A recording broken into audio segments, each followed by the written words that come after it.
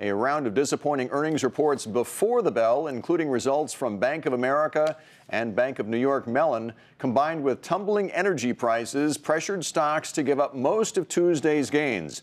All 10 S&P sectors ended lower, with technology, energy, and financials seeing the biggest declines. The Dow was off the lows of the session, but still fell by 138 points, closing the day at 14,618.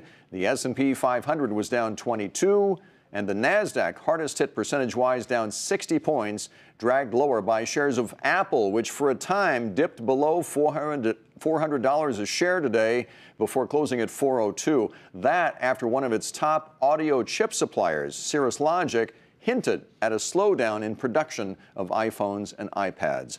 Meantime, Bank of America was the biggest drag on the Dow today, falling by nearly 5%, followed by a 3.5% decline for J.P. Morgan Chase, with a lot of the other banks following suit. Bob Pisani has more on today's action in the markets from the floor of the New York Stock Exchange.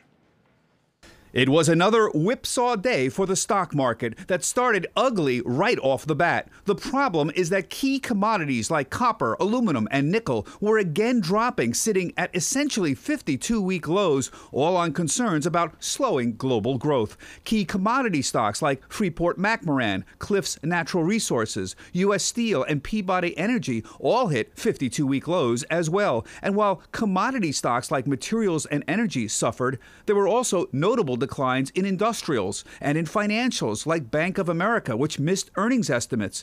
And in technology stocks, tech bellwether Apple hit a new 52-week low on concerns over slowing iPhone and iPad sales. The markets staged a modest comeback midday, likely on word that progress was being made in the Boston Marathon bombing investigation, but again moved down toward the close.